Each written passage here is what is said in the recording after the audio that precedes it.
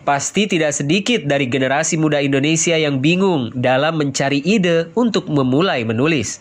Padahal ini bisa dimulai dari hal yang kecil, yakni sesuatu hal yang disukai dan dicintai. Hal inilah yang digarisbawahi Najwa Shihab. Temukan passion adalah kata kunci untuk memulai menumbuhkan kecintaan akan dunia membaca dan menulis. Penting untuk menemukan apa kesukaan dan kecintaan kita sebaiknya sedini mungkin. Orang kan selalu bilang ya, temukan passionmu dan kemudian berbuatlah agar passionmu itu bisa menghidupi kamu. Tapi terkadang orang salah mengerti akan passion. Dipikir passion itu bisa didapat kayak kita mimpi, tidur bangun-bangun kayak dapat wangsit, ini passion saya. Padahal passion itu harus dicari. Passion itu merawat ketertarikan pada hal-hal kecil. Jadi jangan anggap enteng sesuatu yang mungkin kamu anggap ini kan cuma hobi kecil-kecilan. Saya suka dengerin K-pop. Suka BTS. Saya ngefans sama Lisa Blackpink. Itu kecil, nggak mungkin itu jadi passion saya. Jangan anggap enteng loh. Suka musik pop Korea, cari tahu lebih banyak tentang orang yang kamu idolakan. Belajar tentang budayanya. Coba belajar bahasanya. Siapa tahu bisa dapat beasiswa sekolah di sana.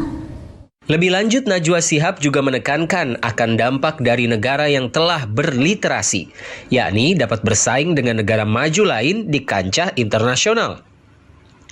Najwa pun berpesan hanya memerlukan satu buku untuk dapat jatuh cinta dengan membaca. Cari buku itu dan mari jatuh cinta. Najwa menggarisbawahi terdapat beberapa cara untuk mengatasi rendahnya minat membaca masyarakat yang diakibatkan oleh rendahnya akses terhadap bahan bacaan. Perlu adanya kebijakan negara yang spesifik dan mendorong, seperti halnya dana desa yang bisa digunakan sebagiannya untuk membangun perpustakaan di desa-desa, ataupun membeli buku yang berkualitas. Tidak hanya itu, perlu diadakannya pelatihan membaca maupun menulis kepada para guru PAUD.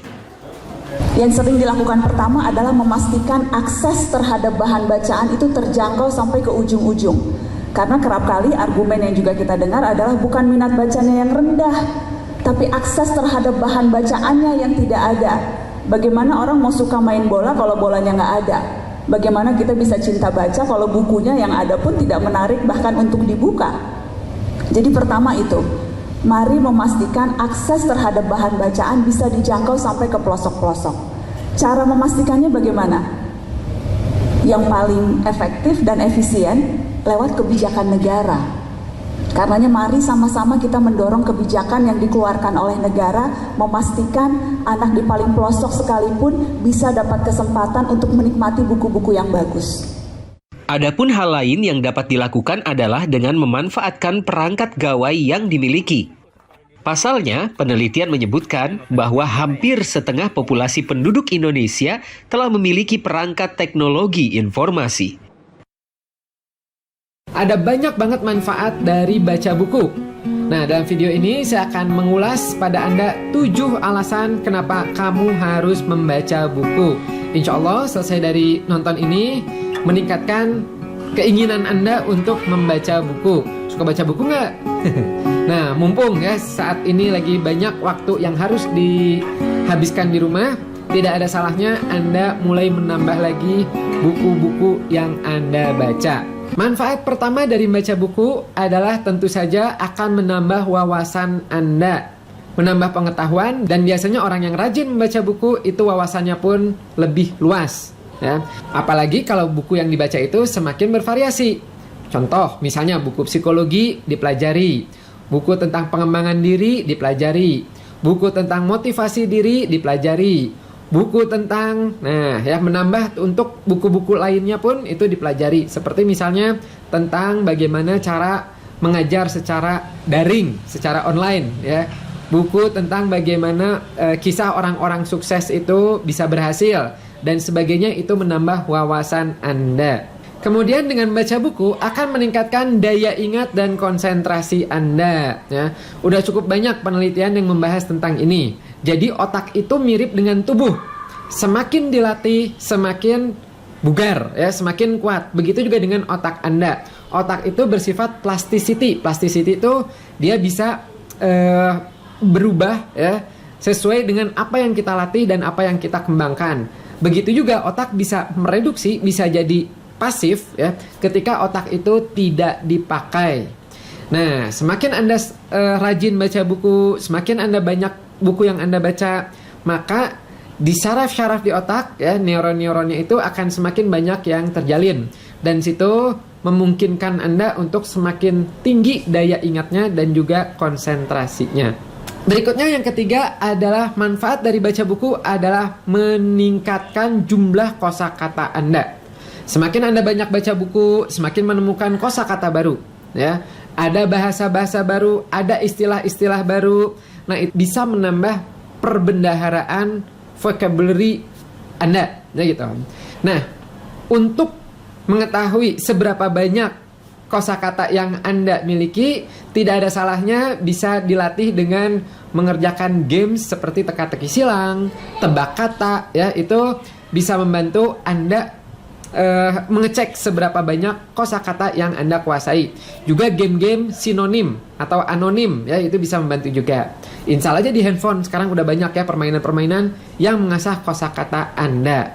Berikutnya, manfaat dari Anda membaca buku adalah meningkatkan kemauan berpikir analitis Anda ya. Jadi dengan banyak baca buku ya, itu otak-otak Anda itu akan dipaksa untuk semakin aktif, dan juga kemampuan untuk memecahkan masalahnya pun biasanya meningkat. Disebutnya kalau dalam psikologi adalah coping strategi ya, menyelesaikan masalah-masalahnya itu akan meningkat.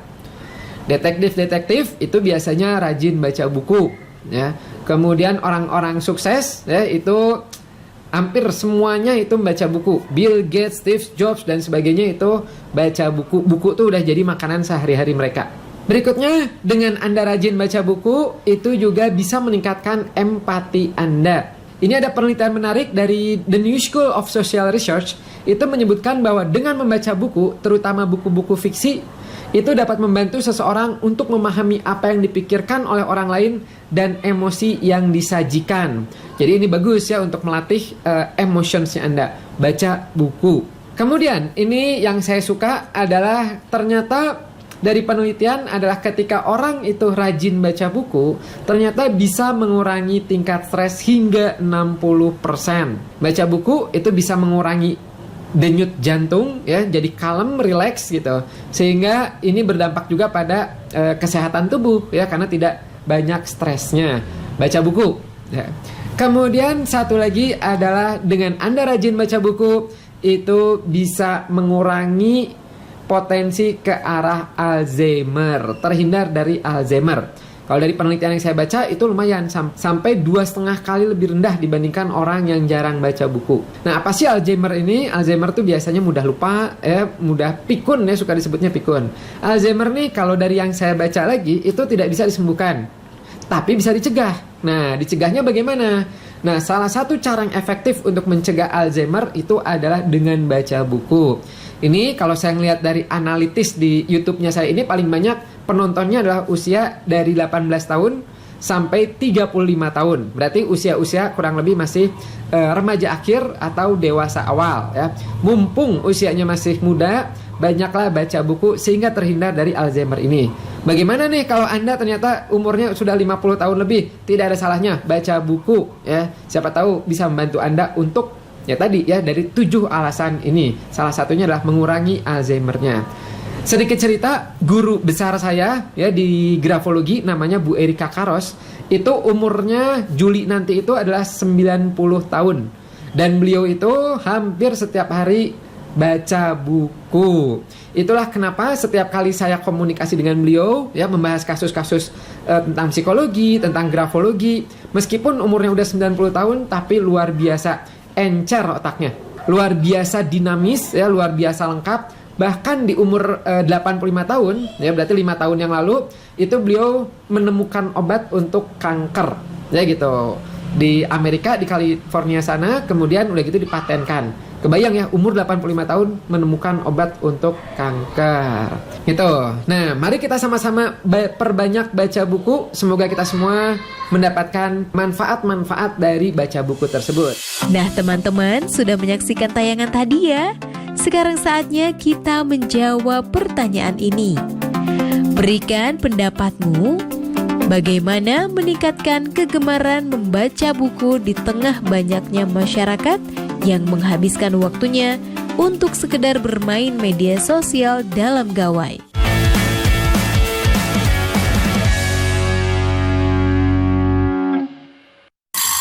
Penyu itu mempunyai tangan dan kaki. Dia jalannya seperti gini, menyelamati rumah laba-laba.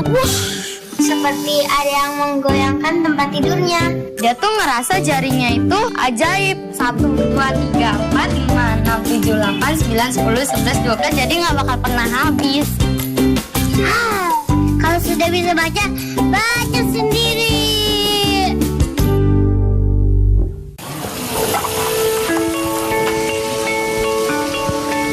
Perilaku hidup bersih dan sehat merupakan cara paling efektif untuk mencegah penularan virus corona. 1. Mari mencuci tangan menggunakan sabun selama 60 detik dengan air mengalir. 2. Tingkatkan daya tahan tubuh dengan istirahat cukup dan rajin berolahraga. 3. Konsumsi makanan bergizi seimbang yang dimasak sempurna dan minum air putih 8 gelas per hari. 4. Gunakanlah masker atau tutup mulut dengan lengan jika batuk atau bersin. 5. Jika ada gejala seperti demam dan sesak napas, segera kunjungi pelayanan kesehatan terdekat. Jadi, tetap tenang dan selalu waspada. Mari kita maksimalkan upaya pencegahan virus corona dengan menerapkan perilaku hidup bersih dan sehat. Memutus mata rantai virus corona, masyarakat dapat bertahan di rumah saja. Iya, Bu. Ibu berangkat kerja dulu ya, Nak. Titip adek. Ibu masih harus keluar rumah buat kerja. Gimana ya kalau ibu tertular? Bu. Ya.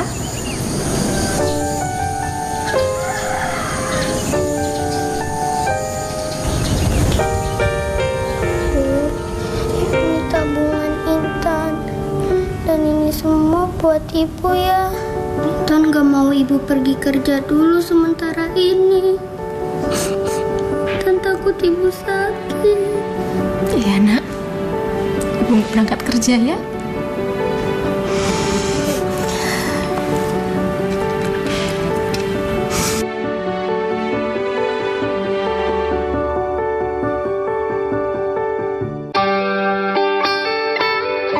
Buku adalah sumber pengetahuan.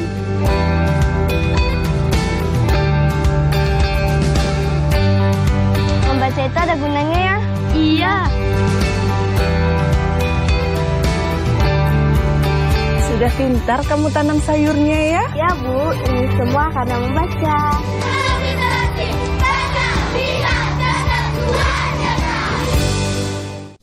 Dalam rangka pemerataan pendidikan, ada 4 jalur penerimaan peserta didik baru. Pertama, jalur zonasi yang mempunyai kuota paling sedikit 50% setiap sekolah yang ditentukan berdasarkan alamat pada kartu keluarga. Kedua, jalur afirmasi untuk siswa keluarga ekonomi kurang mampu, paling sedikit 15% di setiap sekolah. Ketiga, jalur perpindahan tugas orang tua atau wali yang disediakan paling banyak 5% di setiap sekolah. Yang terakhir, jalur prestasi. Jalur ini disediakan di setiap sekolah sebanyak sisa kuota setelah dikurangi jalur zonasi, afirmasi, dan perpindahan orang tua atau wali. Jalur ini ditentukan berdasarkan nilai ujian sekolah atau hasil perlombaan atau penghargaan di bidang akademik maupun non-akademik pada tingkat internasional, tingkat nasional, tingkat provinsi, atau tingkat kabupaten atau kota.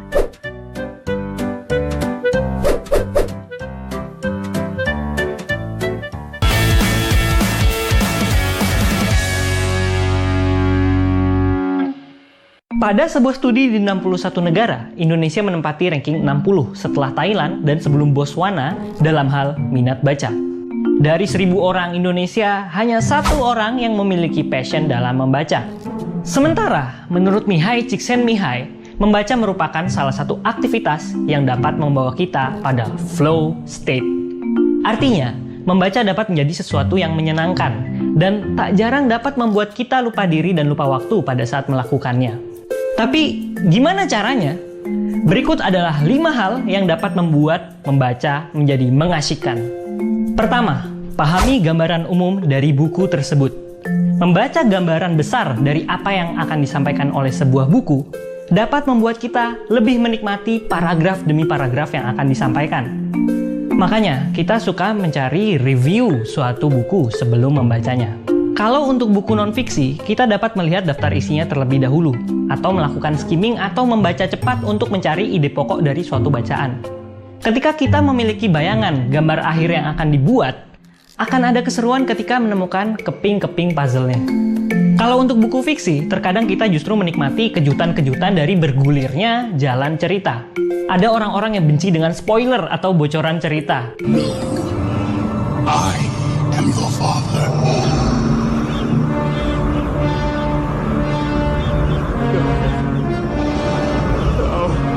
Nah, sebenarnya ada juga sih penelitian yang menunjukkan bahwa mendapatkan spoiler justru membuat orang lebih menikmati ceritanya. Kalau kita pergi ke suatu tempat yang belum pernah kita kunjungi sebelumnya, kita akan fokus kepada bagaimana cara supaya kita sampai ke sana. Tapi, kalau kita sudah tahu rutenya, kita dapat lebih fokus pada pemandangan selama perjalanan. Nggak heran, terkadang kita suka membaca atau menonton suatu cerita fiksi berulang-ulang, karena ada hal lebih detail yang bisa kita dapati. Kedua, akrabkan diri dengan istilah yang digunakan. Ketika membaca buku yang penuh dengan istilah asing, tentu kita akan merasa tidak nyambung dan sulit mengikuti apa yang disampaikan oleh buku tersebut. Kalau belum pernah membaca buku-buku filsafat, tentu kita akan kesulitan untuk memahami sebuah novel yang menggunakan kosakata seperti eksistensialisme, solipsisme, realisme, kegelisahan ontologis. Makanya kalau kita ingin membaca menjadi suatu yang mengasyikkan, kita bisa mulai mengakrabkan diri kita dengan istilah-istilah yang digunakan di buku tersebut. Bagaimana caranya? Dengan membaca buku yang memiliki satu tema, atau bisa juga dengan browsing di internet, kita mengembangkan kamus di pikiran kita. Sehingga kita mampu memahami kalimat-kalimat yang disampaikan. Misalnya, sebelum kita membaca novel The Martian, kita dapat mengunjungi halaman Wikipedia yang membahas seputar astronomi dan astrofisika. Ketiga, cari keterkaitan antara cerita di buku tersebut dengan diri kamu sendiri. Menurut teori konstruktivisme, seseorang membangun pemahaman baru dengan cara membandingkan informasi baru dengan ide dan pengalaman yang sudah ada dalam dirinya. Sehingga suatu cerita akan lebih menarik untuk diikuti ketika kita dapat mengaitkannya dengan pengalaman pribadi atau hal-hal yang sudah kita ketahui sebelumnya. Dalam sebuah cerita fiksi, kita sering mencari-cari kesamaan antara diri kita dengan tokoh yang ada di dalam cerita tersebut. Sehingga kita juga dapat membayangkan bagaimana sih menjadi karakter di cerita tersebut, serta pilihan hidup apa yang akan diambilnya. Kalau untuk buku non-fiksi, itu sama juga. Ketika membaca buku tentang financial planning, kita dapat membayangkan pengalaman kita ketika jadi bokek karena impulsif beli barang-barang atau karena kebanyakan main. Nah, kalau dalam memahami buku-buku perkuliahan, kita dapat membayangkan sebuah algoritma pembelajaran mesin seperti permainan tebak-tebakan, atau mungkin mencoba memahami konsep-konsep fisika dengan pengalaman-pengalaman cinta. Keempat, baca buku dalam suasana yang kondusif. Untuk dapat menikmati aktivitas membaca, kita membutuhkan sebuah ruang untuk berkonsentrasi. Kita dapat pergi ke tempat yang nyaman dan tenang untuk membaca, dan kalau perlu, kita matikan HP untuk sementara waktu. Ada yang merasa nyaman membaca dengan iringan musik, tapi ada juga yang merasa lebih nyaman tanpa suara. Dan bagi beberapa orang, membaca di kereta dengan sedikit suara berisik dari kereta dan orang-orang di dalamnya juga dapat membantu kita untuk lebih fokus. Kelima, pegang kendali dalam membaca. Perlu diingat bahwa membaca membutuhkan suatu keterampilan. Setiap orang memiliki level skill membaca yang berbeda-beda. Tingkat kesulitan dari berbagai buku pun beragam. Pada akhirnya, untuk membuat membaca menjadi sesuatu yang mengasihkan, kita perlu mencari buku yang tingkat kesulitannya pas dengan kita. Misalnya, kalau belum bisa baca novel yang panjang dan rumit, baca aja novel-novel yang ringan dulu atau kumpulan cerpen. Atau sebelum baca buku The Wealth of Nations, On the Origin of Species, atau kitab-kitab agama yang tebal, kita bisa membaca ringkasan-ringkasannya terlebih dahulu. Kita juga nggak perlu tertekan untuk membaca buku yang semua orang baca. Pada akhirnya, kalau kita mau asyik membaca, kita membaca hanya untuk kesenangan semata. Nggak perlu diburu waktu dan nggak perlu diburu gengsi. Nah teman-teman, sudah menyaksikan tayangan tadi ya? Sekarang saatnya kita menjawab pertanyaan ini. Apa dampak negatif jika banyak generasi muda Indonesia yang tidak suka membaca buku? Sekarang tetap belajar dari rumah ya teman-teman. Jaga jarak, rajin cuci tangan, dan pakai masker agar kita bisa mencegah penyebaran COVID-19. Sampai jumpa. Yuk bantu Kemendikbud menjadikan program belajar dari rumah di TVRI lebih baik dan menyenangkan untuk kamu. Ikuti survei evaluasi program belajar dari rumah di TVRI dengan membuka laman s.id/surveybdr. Untuk kamu yang berada di daerah 3T, terdepan, terluar, dan tertinggal, bisa mengikuti survei lewat SMS gratis dengan mengetik BDR, kirim ke 93456.